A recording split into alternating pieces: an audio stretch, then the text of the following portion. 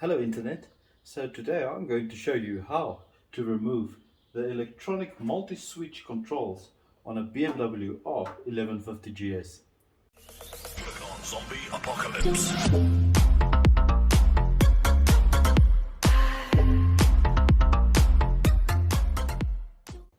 Right, so it seems fairly simple to remove this unit in the beginning, but if you inspect a bit closer, you'll see that there's one screw, a Phillips screw on top here.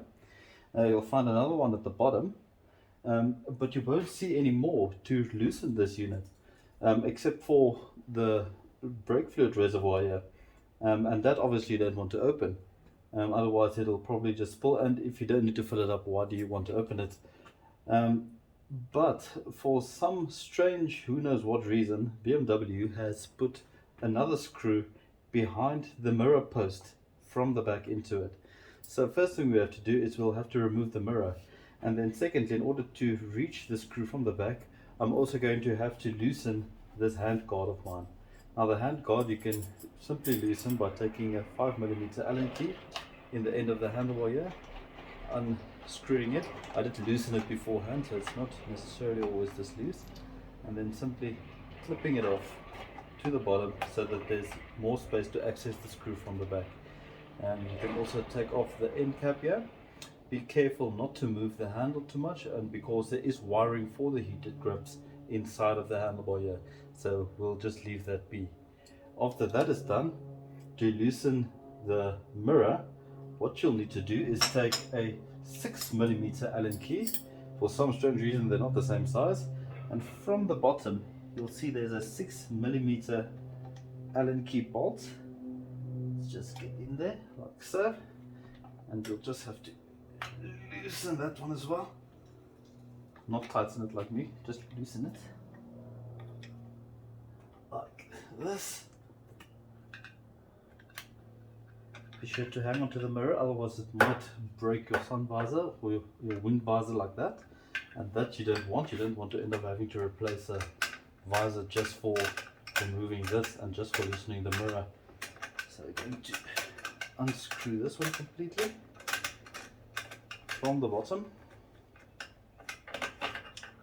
and just like that it comes off, and the nut will fall out from the bottom, and we'll just put it up there on there for the time being, just so that it does not go missing. I'm going to put this safely aside.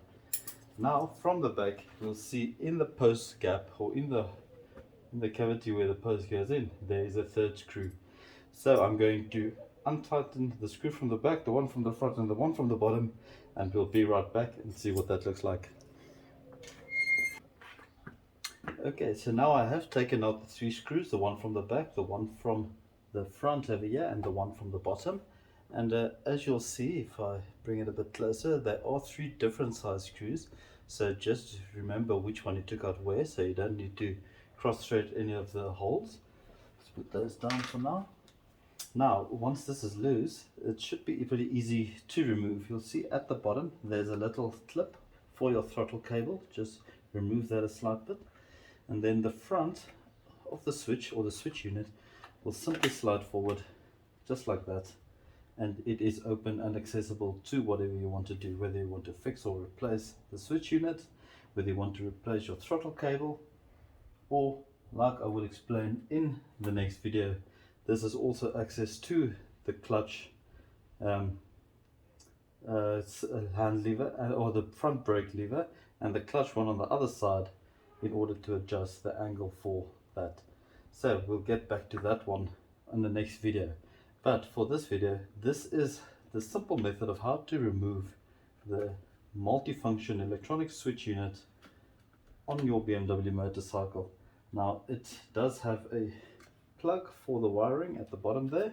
If you look carefully, you can simply clip the lock out and remove the plug, and this would be a unit on its own. I do not need to remove it at the moment, so I'm going to leave it like just like that. And once you need to replace it, you simply slide it back over.